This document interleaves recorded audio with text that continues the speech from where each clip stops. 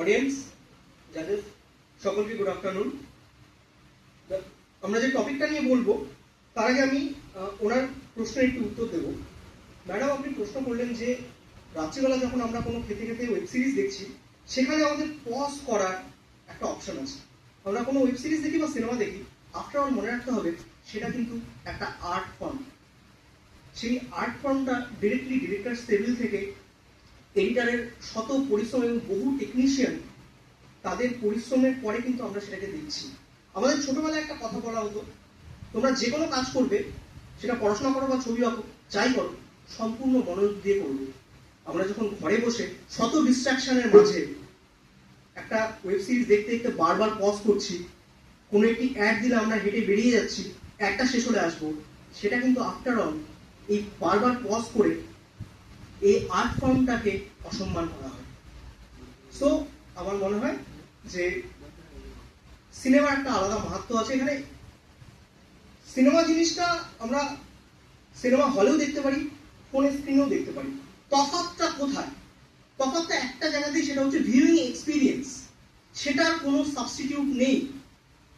Cinema হলে Dolby অ্যাটমসে excellent projection কোয়ালিটিতে স্ক্রিনে এবং একটা ক্রাউড, একটা অডিয়েন্স যেটা একসাথে কোনো কমেডিতে হাসছে, একই সাথে চোখে জল ফেলছে এবং একই সাথে কোনো একটি মানে জঘন্য ভিলেনকে দেখে তারা রেগে উঠছে, এটা সিনেমা হলেই সম্ভব।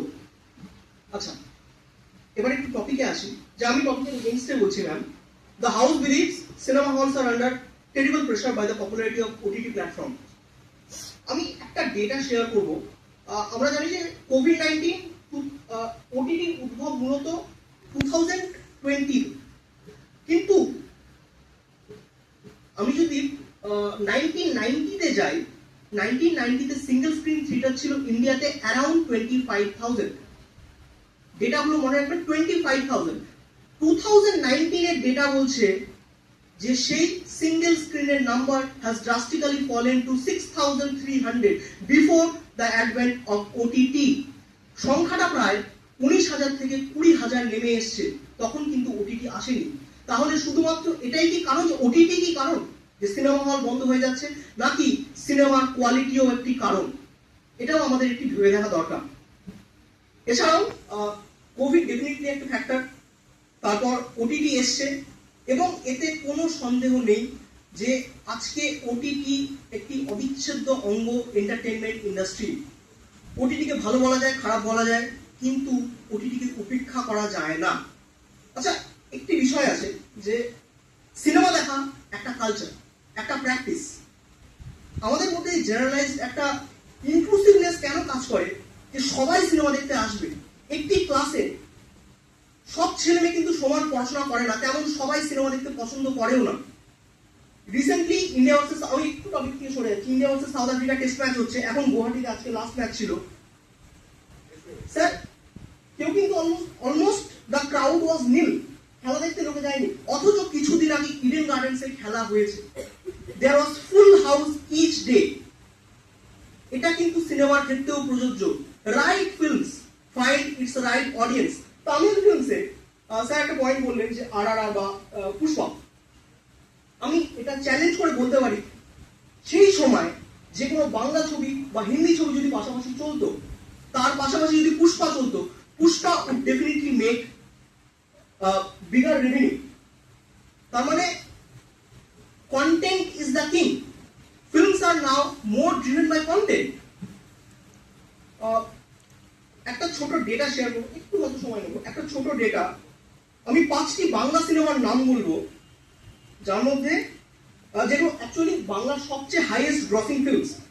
অ্যামাজন অভিযান প্রথম, সেকেন্ড ধূমকেতু, থার্ড খাদান, ফোর্থ চাঁদের পাহাড়, ফিফথ বহুরূপী। এর মধ্যে যদি আমরা লক্ষ্য করি, একটা জিনিস আছে, 5টি বাংলা সিনেমার মধ্যে আমরা বলছি ধীরে ধীরে বাংলা সিনেমা বা যে কোনো সিনেমার হল শেষ হয়ে যাচ্ছে, বাজেট কমছে এবং সিনেমা আস্তে আস্তে ধূলিসাৎ হয়ে যাচ্ছে।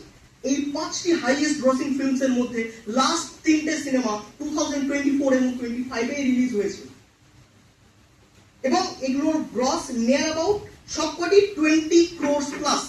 ধূমকেতুর ইনভেস্টমেন্ট ছিল 4 crore, এটি রেভিনিউ কালেক্ট করেছে 28 crores।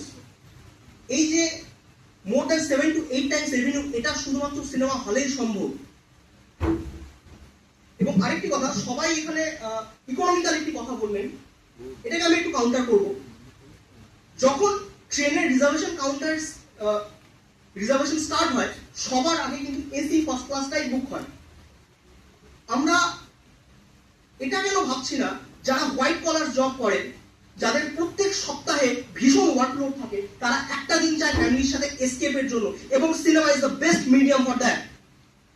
তাহলে সেক্ষেত্রে ওটিটি থাকবে ওটিটির জায়গায়, সিনেমা থাকবে সিনেমার জায়গায়। আমি 4টে ছোট্ট লাইন লিখে এনেছি, একটি কবিতা বলতে পারেন, যে একটি ছোট্ট লাইন, এটা আমার লেখা, ভুল ত্রুটি মার্জনা করবেন।